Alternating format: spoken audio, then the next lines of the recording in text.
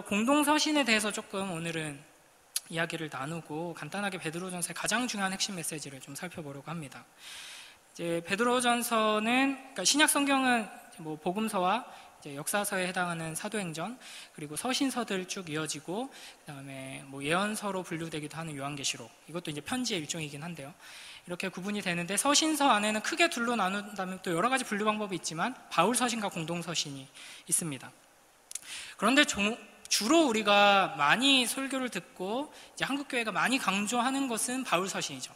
왜냐하면 우리가 종교개혁 전통 위에 서 있기 때문에 이제 바울 서신의 핵심 메시지인 이신칭의, 오직 믿음으로 말미암아 구원을 얻는다라는 이 메시지가 가장 중요하기 때문에 바울 서신은 아주 강조되고 있습니다. 그에 비해 이제 공동 서신은 강조되지 못하는 현실이죠. 그래서 뭐 로마서가 이제 가장 이제 중요한 책으로 신약 성경에서 이렇게 여겨지면서 뭐 이제 루터가 했던 말인데 신약 성경을 하나의 반지라고 한다면 이제 로마서는 그 반지에 있는 보석이다 이렇게 말할 정도로 로마서를 아주 강조해왔습니다.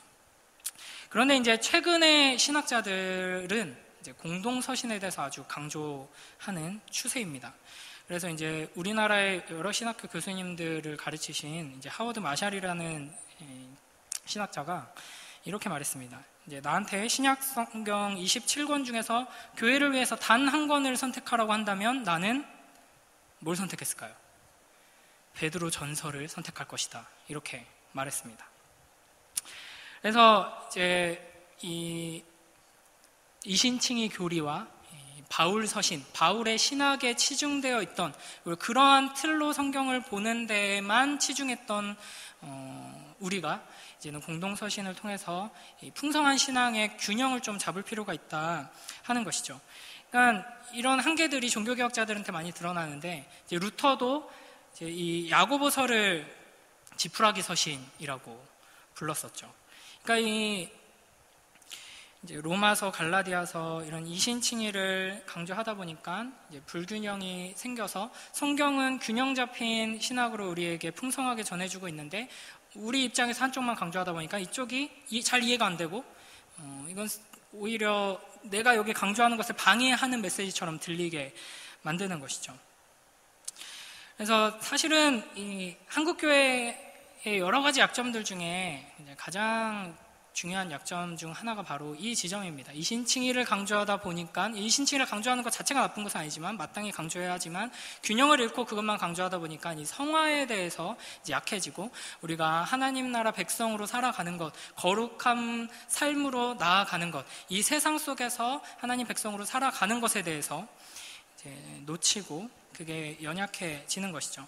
그래서 이제 요즘 이제 뭐 기독교 서점 같은 데 가면은 많이 등장하는 책들 중에 이제 뭐 일상의 신학이라든지 일의 신학, 뭐 직장에서 그리스도인으로 사는 뭐 이런 일들, 뭐 소명 이런 것들에 대해서 많이 강조하곤 하죠. 그러니까 한국교회 우리의 지금 현실 속에서 우리가 왜 이렇게 그리스도인다운 어떤 거룩함과 힘과 능력을 발휘하지 못하고 이렇게 힘없이 살아가는가? 왜 한국교회에는 우리 기독교회는 이런 여러 가지 약점들이 문제들이 많은가라고 할 때 그 해결책으로서 가장 중요한 것 중에 하나가 이 공동서신 내 메시지를 강조하여서 복음의 그 풍성한 그 균형을 잡는 것이다 라는 것이죠. 종교개혁에 5가지 이제 솔라가 있습니다. 이제 마마무 솔라 아니고요. 여러분 이제 솔라 제일 처음이 뭔지 아시나요? 이제 솔라가 오직이거든요. 오직 솔라 스크립트라, 오직 성경, 오직 그리스도, 이제 오직 은혜, 뭐죠? 오직 믿음, 오직 하나님께 영광. 이렇게 5가지 이제 구호가 이제 중심인데, 오직 성경은 항상 같이 가는 게 이제 토타 스크립트라. 그러니까 오직 성경이고 전체 성경, 어떤 성경의 한 부분만을 가지고 우리가 하나님에 대해서 이야기하고 구원에 대해서 이야기할 수 없고 전체 성경을 우리가 다 받아야 한다라는 것이죠. 이제 제 여동생 이름이 성경입니다. 전 성경. 토타 스크립트라인데 이 전 성경이 굉장히 중요합니다. 어느 한 책에서 나에게 맞는, 그리고 내 배경 속에서, 내 문화 속에서, 내 시대 속에서 이게 가장 중요하다라고 여기는 것. 종교개혁 같은 경우는 일종의 이제 반동으로 일어난 것이죠. 이제 중세교회가 너무나도 타락했기 때문에 우리의 행위로, 우리의 선행으로 말미암아 구원을 얻는다라는 이야기에 대항하면서 하나님의 말씀으로 돌아가다 보니까 이제 이것을 너무 강조한 것이죠. 네, 바울 서신이 이와 같은 이신칭의의 교리를 이야기하는 데 있어서 굉장히 중요한 역할을 감당하고 있는 것만큼 이제 공동 서신이 굉장히 중요하다라는 것입니다. 물론 이제 성경의 순서를 보면은 사도행전 다음에 로마서가 먼저 나오죠. 로마서, 갈라디아서. 이제 바울 서신이 먼저 등장하는데 이제 로마서가 가장 앞에 있는 이유는 분량이 많아서입니다. 분량 따라서 이렇게 배치를 한 것인데, 사실은 이제 초대교회 시절로 거슬러 올라가서 아주 오래된 신약 성경의 사본들을 보면은 이제 복음서가 나오고 사도행전이 나오고 그 다음에 나오는 게 공동서신입니다. 그러니까 우리가 생각하는 것처럼 이제 공동서신은 이제 아주 중요한 복음의 내용들과 이제 바울의 이런 신학들을 배우고 나서 나중에 이제 부차적으로 이렇게 배우는 것이 아니라 아주 중요한 핵심 자리를 차지하고 있었다라는 것이죠. 그래서 이제 근데 지금 우리 구조는 왜 이러냐? 이제 제롬이라는 신학자가 있는데 이 이름은 좀 알아두시면 좋습니다. 이제 중세 교회를 이제 태동시킨 이제 카톨릭의 가장 중요한 신학자라고 할 수 있는데, 이제 제롬이라는 신학자가 라틴어로 성경을 번역하면서 순서를 이렇게 좀 바꿨습니다. 그 순서를 따라서 우리는 서방교회 정통에 있잖아요. 그래서 이 순서를 가지고 있는 것이고, 이제 동방교회 전통에 있는, 그래서 러시아 사람들이 보는 성경책을 보면은 사도행전 다음에 이제 공동 서신이 야고보서부터 이제 등장하게 됩니다. 그래서 초창기 이제 바울의 이런 복음 전파를 통해서 이방 지역들의 교회들이 많이 세워지게 되었죠. 그러나 우리가 이제 서신서들을 보면, 또 사도행전을 보면 알 수 있듯이 여러 가지 문제들이 발생합니다. 이제 이방인들에게서도 유대인들에게서도 복음에 대한 오해와 자기들이 가지고 있던 고정관념에서 벗어나지 못함으로 말미암아서 여러 가지 문제들이 발생하죠. 특히 이제 지금 우리와 비슷하게 어떤 신학이 한쪽으로 치우치면서 균형을 잃어버리게 됩니다. 그때 이를 바로잡고 해결하는 역할을 한 것이 바로 공동 서신인 것이죠. 사실은 조금 더 과장해서, 아니면 조금 더 엄밀하게 말하자면 이제 바울 서신, 로마서, 갈라디아서, 고린도전서, 이런 바울 서신과 바울의 신학보다도 더 권위 있고 중요한 이제 하나님께서 교회에게 주시는 메시지, 우리가 붙들고 강조하고 계속해서 가르치고 배워야 할 메시지는 공동 서신에 담겨 있다라고 볼 수 있습니다. 사실은 이 서신서들이 어떠한 권위를 가지는가는 사도행전에서 그 배경을 알 수 있죠. 사도행전의 그 스토리와 이야기들과 초대교회에서 이 사도들이 가진 권위가 곧 사도들의 메시지인 이제 이 서신서들의 권위가 되는 것이죠. 근데 여러분 생각해 보면은 이 이신칭의 교리가 교회의 회의에서 이렇게 확인되는 순간, 그러니까 일종의 첫 번째 총회죠. 교회의 총회가 모든 사도들과 지도자들이 모여서 열립니다. 그때 이제 총회장이 누구냐 하면은 그 직전에는 이제 베드로였고 예수님의 형제 야고보였습니다. 그러니까 이 쟁쟁한 교회의 가장 중요한 지도자들이 그 당시에는 야고보였고 베드로였고, 베드로와 항상 이제 같이 세트로 움직이는 베드로, 요한, 그렇죠? 이제 복음서에 항상 이제 베드로와 요한 이렇게 이제 다니고요. 그 다음에 이제 예수님의 형제인 또 유다가 있었습니다. 이 네 명이 예루살렘 교회와 초대교회의 가장 중심 리더였고, 그때 바울은 그 총회 때 어떤 입장이었냐? 지금으로 치면은 강도사 인허 받으러 온, 목사 안수 받으러 온 이제 초짜였습니다.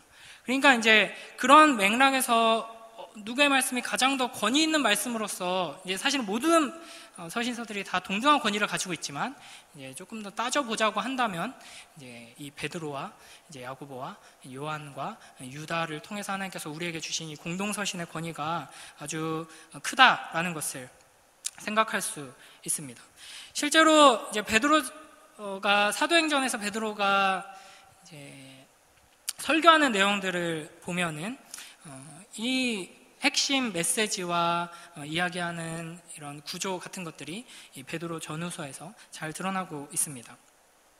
그러니까 베드로가 이야기할 때 부활에 대해서 강조하죠. 근데 베드로 전서도 핵심이 믿음으로 구원받는다가 아니라 산 소망에 대해서 제일 먼저 이야기를 합니다. 그 소망을 지켜주는 것이 이제 믿음이고, 거기에서 이제 사랑이 나오는 방식으로 복음에 대해서 설명하죠. 그리고 베드로전서에서 가장 중요한 핵심 단어를 하나 꼽자면 이제 선한 양심, 선한 행실 이라는 표현인데요. 이게 이제 한 7, 8번 등장하는데, 이거를 이신칭의의 관점으로 베드로전서를 보면서 선한 양심, 선한 행실 이렇게 되면은 선한 행실로 구원을 받는다는 건가? 그러면 이신칭의란 배치되는데, 이런 식으로만 이제 보게 되니까 베드로전서를 통해서 하나님께서 우리에게 주고자 하는 그 메시지에서 이제 조금 이제 어긋나게 되는 것이죠. 그래서 균형을 가지고, 균형 잡힌 틀을 가지고 이 성경들을 보는 것이 굉장히 중요하다 하는 것입니다. 우리 야고보서 1장 2절을 한번 읽어보겠습니다. 함께 읽겠습니다. 시작.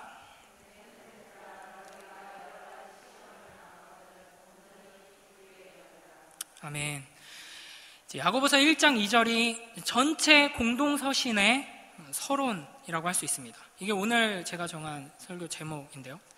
세상을 맞닥뜨린 교회에게 주시는 메시지입니다. 그러니까 너희가 어떻게 구원을 받느냐, 너희가 이제 율법에 매일 필요 없다, 믿음으로 구원받는다, 자유해라, 기뻐해라, 이런 메시지가 아니라 구원받은 너희가 이제 세상 가운데서 어떻게 해야 되는지, 세상은 무엇이고 교회는 무엇이고 세상과 교회는 어떤 관계를 가져야 하고 하나님께서 어떤 과정을 거쳐서 이 교회를 세우시고 어떤 역할을 주시고 어떻게 결론 지을 것인가, 요한계시록까지 이어지면 그렇게 마무리되는 것이죠.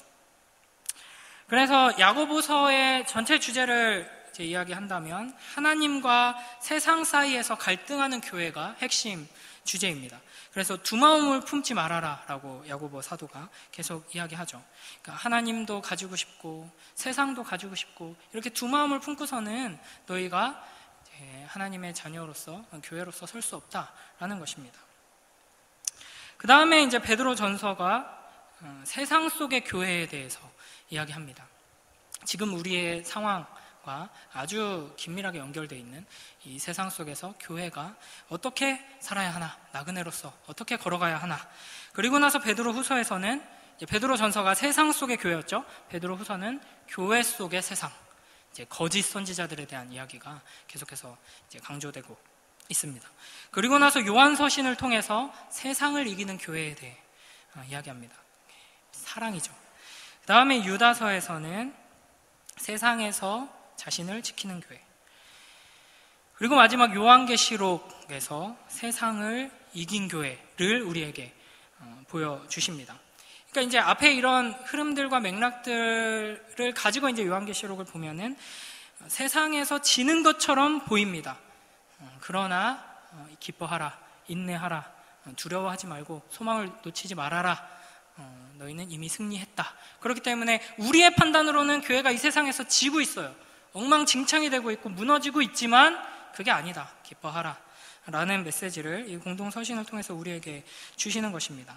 우리 다시 한번 오늘 본문 베드로전서 1장 1절 2절 함께 읽어보겠습니다. 시작. 예수 그리스도의 사도 베드로는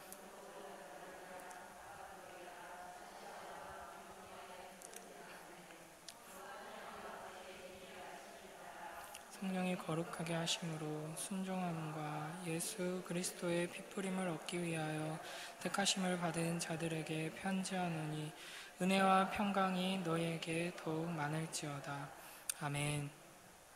예수 그리스도의 사도 베드로가 이제 흩어진 나그네들, 이 수식이 굉장히 길죠. 2절에 이제 이러한 흩어진 나그네들에게 편지를 하는데, 어디에 흩어져 있느냐? 본도, 갈라디아, 갑바도기아, 아시아와 비두니아. 여기가 이제 예루살렘이나 로마와는 아주 멀리 떨어진 이제 소아시아 지역입니다. 그러니까 이런 사람들에게 예수 그리스도의 복음을 전하고 있는 것이죠. 대부분이 이제 바울 서신이 강조하는 그런 메시지와 조금 동떨어져 있는, 그러니까 율법을 지키기 위해 몸부림치며 애쓴 경험이 없는 이런 사람들이죠. 그렇기 때문에 이런 사람들에게 전하는 편지의 핵심 메시지가 이신칭의가 아닌 것은 너무나도 당연한 것이죠. 그러니까 1세기의 초대교회가 싸워야 했던 큰 두 가지의 이제 세력이 이 유대교 율법주의와 이제 세상 세속주의 로마라고 할 수 있습니다. 이에 대해서 이 율법주의와 이제 싸운 것이 로마서와 이 바울 서신들 이신칭의 신학이라고 한다면, 이제 이 세상 속에서 살아가는 사람들, 이 썩어질 세상을 배경으로 이제 복음을 설명할 때 이 공동서신의 메시지들이 등장한다라는 것이죠. 그래서 우리는 세상이 뭔지, 세상 속에서 교회가 뭔지, 이 세상을 어떻게 이겨야 하는지를 알기 위해서는, 또 그렇게 살아가기 위해서는 이 공동서신을 잘 알아야 한다라는 것입니다. 이 베드로전서의 배경에 대해서 좀 더 자세하게 살펴보고 넘어갈 텐데요. 4장 12절을 한번 볼까요? 앞에 띄워드리겠습니다. 4장 12절 함께 읽습니다. 시작.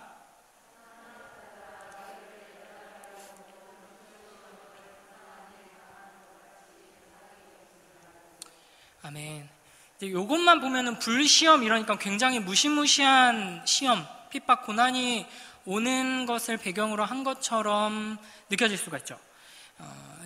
이제 고난의 시기이긴 합니다. 그러나 이제 AD 60년 경에 쓰여진 것으로 추정되는데요. 그 유명한 네로 황제의 이제 그 소동 그리고 핍박을 앞두고 있는 시기여서 이제 분위기가 좀 어수선하고 뭔가 이상하다, 이거 우리한테 뭐 안 좋은 일이 일어날 것 같다, 이런 아마 분위기가 있었을 것 같습니다. 그러나 우리가 생각하는 이제 정치적으로 이제 로마 정부 자체가 아주 나서가지고 법적으로 이제 교회를 핍박하고 잡아가고 이제 죽이고 하는 시기는 아니었습니다. 본격적으로 처음 그런 이제 제국적인 핍박이 일어난 시기는 이제 2세기 이후부터고요. 이 시기는 처음 이제 교회가 막 세워지면서 로마의 사람들이, 세상 사람들이 그리스도인이 무엇인지, 교회가 무엇인지 처음 마주하면서 이제 불편해하고 이상해하고 놀라워하는 그런 시기였습니다. 그래서 4장 18절에도 보면은 이제 제가 잘못 인용을 한 것 같네요. 그러니까 이 베드로 전서의 여러 가지 배경들을 보면은 이제 이런 아주 죽음을 각오하고 끌려가고 막 순교당하고 이런 이제 뉘앙스와 분위기는 드러나지 않고 있고요. 이제 세상 사람들이 너희를 이상하게 생각한다, 이제 이런 이제 정도로 이제 이야기를 하고 있습니다. 그러니까 우리와 굉장히 비슷한 상황인 거죠. 우리의 삶의 방식과 복음과 이제 세상의 문화가 이제 막 충돌하기 시작하는 겁니다. 물론 이 시기는 처음 이제 충돌하기 시작하는 시기고요. 우리는 한때 영광스러운 역사를 가지고 있죠. 이제 우리의 선배들이 하나님의 말씀에 바르게 순종함으로써 교회가 뭐 칭찬받고 또 존경받고 삶으로 복음이 전해지던 시기가 분명히 있었습니다.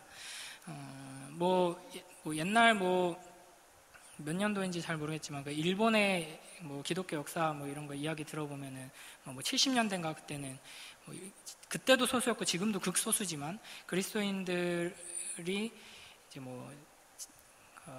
취업을 하기 위해서 이력서를 냈는데 내가 어디 그리스도인이다, 어느 교회에 출석하고 있고 뭐 이런 게 확실하면은 그리스도인의 신분이 확실하면 그 사람은 뭐 다른 거 경력이나 이런 거 보지도 않고 중요한 자리에 이렇게 채용을 했다, 막 이런 이제 영웅담들이 많이 들려오던 우리나라에도 그런 시기가 있었죠. 그러나 이제 점점 이제 기독교가 존중받고 사랑받고 또 그러던 시기에서 이제 충돌하는, 세상 문화가 변해가기 때문에 그렇기도 하고 교회가 점점 더 세속화되고 타락하고 복음의 능력을 잃어가기 때문에 그렇기도 하고 두 개의 흐름이 만나면서 이제 우리는 우리의 삶 속에서 계속해서 이 충돌을 마주하게 됩니다. 이제 취직해서 직장생활 하는데 자꾸 이제 술자리가 강요받는다, 어떻게 해야 되냐, 이런 고민들, 내 배우자가 믿지 않고 부모님이 믿지 않는데 이제 예배 가야 되고 모임에 가야 되는데 집에서 막 이렇게 친구들 데려와가지고 술판 버리고 막 이렇게 가족 모임이 있다, 어떻게 해야 되냐, 이런 여러 가지 상황들 속에서 구체적으로 우리가 충돌하고 있는 겁니다.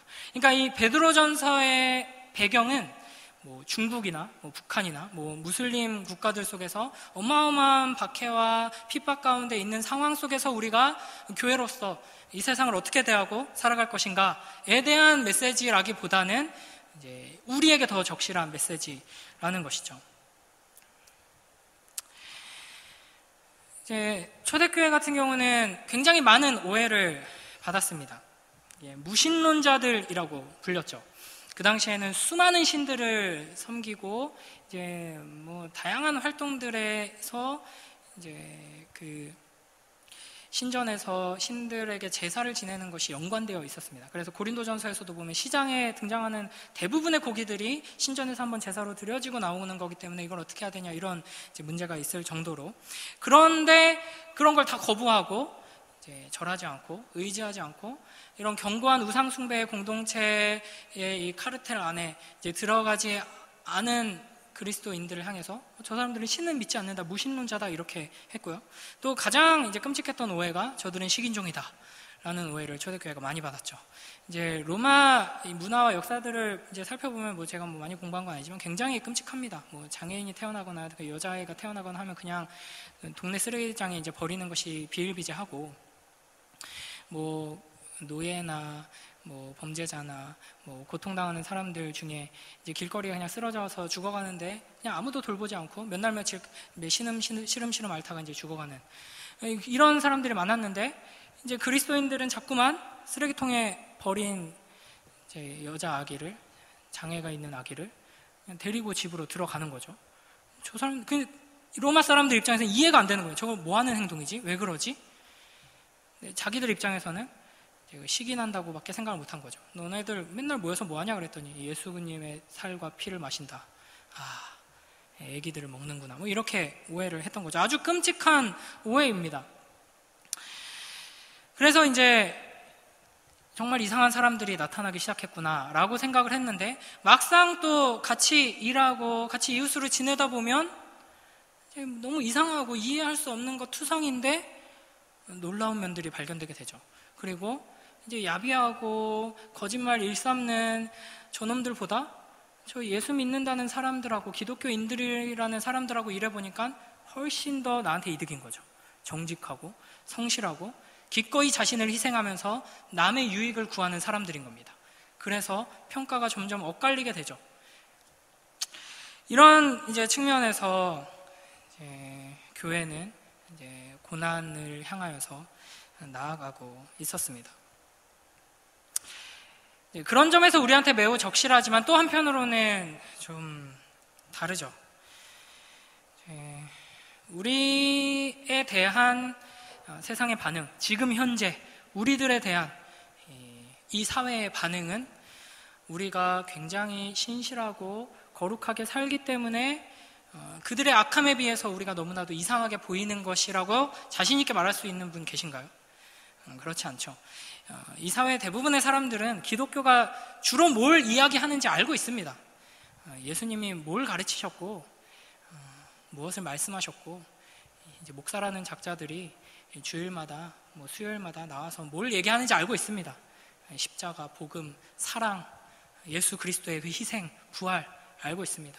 그런데 그리스도인이라는 자들이 그대로 살지 않으니까 그냥 이상하다, 정말 이해할 수 없다, 좀 두렵다 이게 아니라 역겨운 거죠.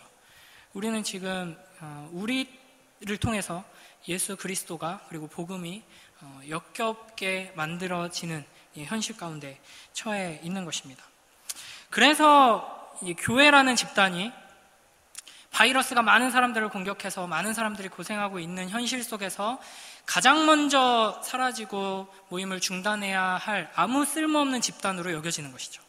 만약에 교회가 다른 뭐 돈을 벌기 위해서 뭐 다양한 목적으로 모이겠지만 여러 가지 목적으로 모이는 집단들과 비교할 수 없을 만큼 자기 희생적으로 방역을 완벽하게 해냈다면 지금 자꾸 퍼지는데 어떻게 해야 되지? 일단 교회부터 못 모이게 하자. 이런 반응이 나오진 않았겠죠.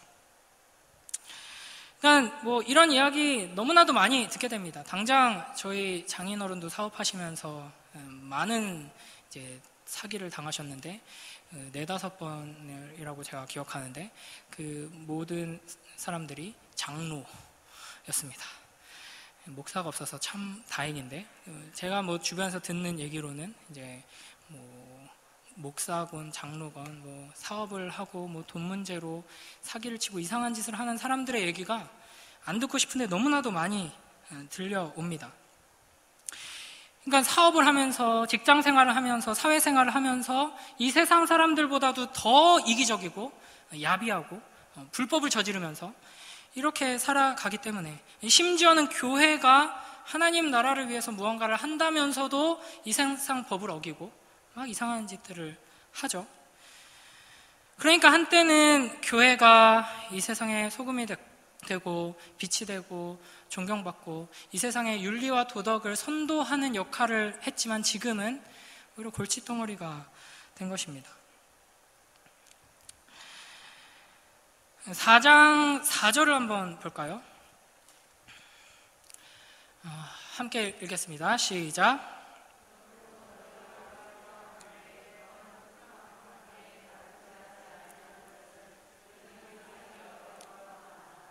아멘. 이제 초대교회 베드로 전서를 통해서 하나님 말씀을 듣고 있는 이 본도, 갈라디아, 갑바도기아, 아시아와 비두니아에 흩어져 있는 이 교회들은 이 로마 제국의 수많은 사람들이 극한 방탕에 다름질하는 그 흐름에 휩쓸리지 않고 당당하게 거슬러서 거룩한 삶을 살았던 것입니다. 그래서 이상히 여기고 비방하는 것이죠. 교회가 교회답게 살았더니 세상이 이상하게 여기고 비방한 것입니다. 그러니까 이렇게 살아도 비방하는데, 교회가 개차반으로 지금까지 지내놓고 비방하는 것을 억울해한다? 어불성설이죠. 그러니까 이런 상황 속에서 베드로 사도가 이 교회들한테 뭐라고 하냐면, 너희가 거룩하게 이 복음에 합당하게 지금 살고 있는데 세상이 너희를 비방하면서, 이상히 여기면서 비방하고 이제 공격하고, 지금 분위기가 심상치 않다. 우리가 엄청난 핍박을 맞이하게 될 수도 있다. 그러니까 너무 억울하지, 화나지, 우리 모두 힘을 합쳐서 똘똘 뭉쳐서 싸우자, 항의하자, 우리의 권리를 되찾자, 이렇게 말하지 않습니다. 이렇게 말하죠. 베드로전서 4장 12절에서 14절 말씀 함께 읽겠습니다. 함께 읽습니다. 시작. 사랑하는 자들아, 너희를 연단하려고 오는 불시험을 이상한 일 당하는 것 같이 이상히 여기지 말고 오히려 너희가 그리스도의 고난에 참여하는 것으로 즐거워하라. 이는 그의 영광을 나타내실 때 너희로 즐거워하고 기뻐하게 하려 함이라. 너희가 그리스도의 이름으로 치욕을 당하면 복 있는 자로다. 영광의 하나님의 영이 너희 위에 계심이라.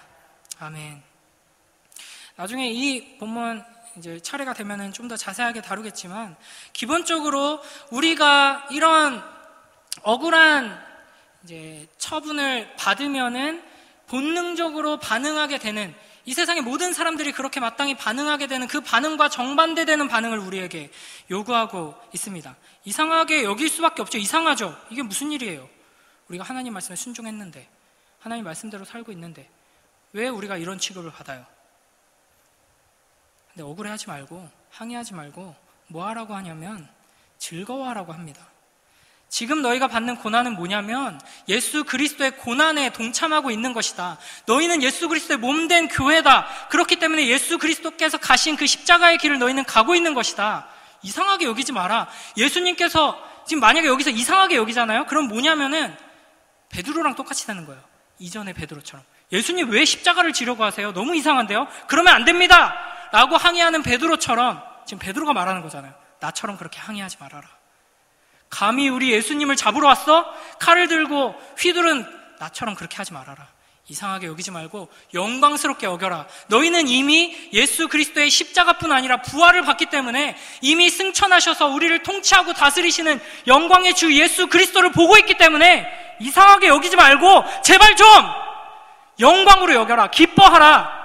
너희들에게 요구하는 것은 너희가 예수 그리스도의 몸된 공동체임을, 이미 승리하셨음을 붙들고 이 세상에서 하나님의 영광을 드러내는 것이다. 그 십자가의 길을 당당히 걸어가라. 이것이 베드로전서의 핵심 주제입니다. 그래서 베드로전서는 이 길을 계속해서 이야기합니다. 바울은 예수 그리스도의 십자가를 우리를 죄에서 구원하여서 하나님의 영광 가운데로 인도한 것으로 계속해서 이제 이야기하죠. 베드로는 이 십자가를 계속해서 길로 이야기합니다. 고난에 참여하는 길이며 동시에 하나님의 영광으로 나아가는 길인 것입니다. 그런 점에서 교회를 나그네라 부르고 있습니다.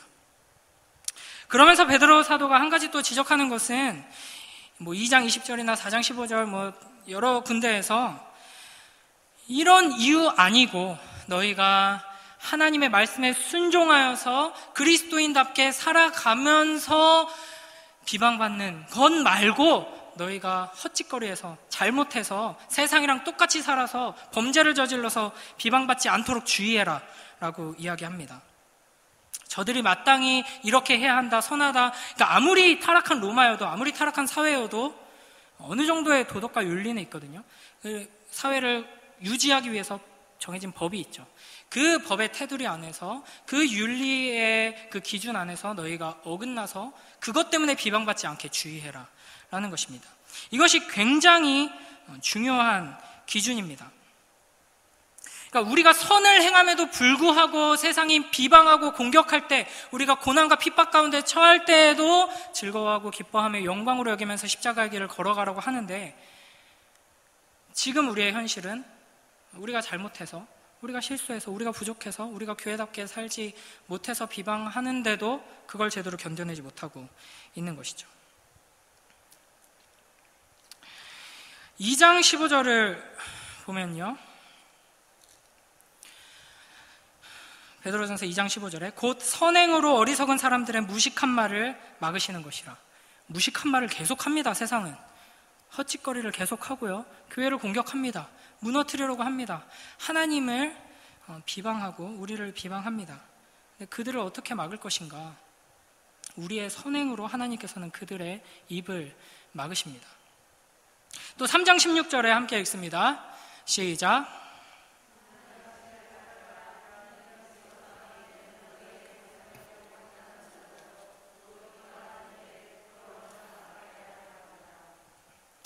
아멘. 선한 양심을 가지고 선한 행위로 교회를 비방하는 자들을 대적하라 라고 말씀하십니다. 그러니까 힘으로 힘을 이기고 악으로 깡으로 악을 이기는 것이 아니라 선으로, 십자가 복음으로, 부활 소망으로 악을 이기고 세상을 이기며 하나님의 영광을 드러내라고 말씀하시는 겁니다. 이제 국무총리가 이상한 걸 이제 발표를 했죠. 아무리 뜯어봐도 이상합니다. 이게 이제 목사님 말씀하셨듯이 교회를 제대로 알지 못하니까 이제 전혀 효과적이지 않고 교회에 해만 되는 그런 이상한 이제 정책을 냈고 아주 불공평하죠. 제가 잘 아는 어떤 목사님은 이제 우리 교회 사업자 등록 바꿔가지고 레스토랑으로 만들어야겠다. 이제 굉장히 이제 정부에 대해서 칭찬을 많이 하시는 분입니다. 근데 너무 웃기니까 이게 이제 이 상황이 이렇게 되게 모든 일을 좀 유머로 이렇게 넘기시는 분인데, 우리 교회 이제 레스토랑을 해서 나 요리 잘하니까 이제 매주 요리해서 먹으면서 이제 찬양하고 복음 전하고 해야겠다. 이게 좀 이상한 상황이죠, 지금 우리가. 근데 이제 어떤 유명한 교회에서 이거 발표되자마자 우리는 이거 거부한다, 안 지키겠다, 잡아가려면 잡아가라, 벌금 부과해라, 이렇게 얘기를 이제 했거든요. 발표를 했습니다, 영상으로. 그러고 나서 하루 만에 그 교회에 확진자가 나왔습니다. 그래서 2주간 폐쇄됐어요. 그런데 또 아마도 이제 제가 또 그 교회 아는 사람이 있어서 또 얘기도 듣고 했는데, 기사를 봐도 그렇고 평소에 방역을 워낙 철저하게 하고 있으니까 확진자 한 명이 와서 예배를 드렸다고 해서 다른 확진자가 생겼을 가능성이 거의 없습니다. 방역 당국에서 봐도 그렇고 교회 입장에서 봐도 그렇고.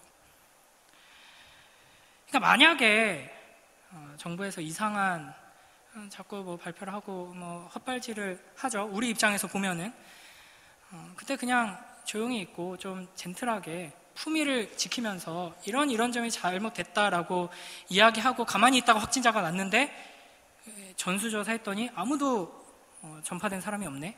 교회에서 예배도 드리고 이렇게 찬양도 하고 했는데 이런 것들이 계속 쌓여 나가면 교회 저렇게 방역 잘하고 있는데 왜 자꾸 교회만 이렇게 하냐, 우리가 뭐라고 말 안 해도 세상 사람들이 이야기를 해줍니다.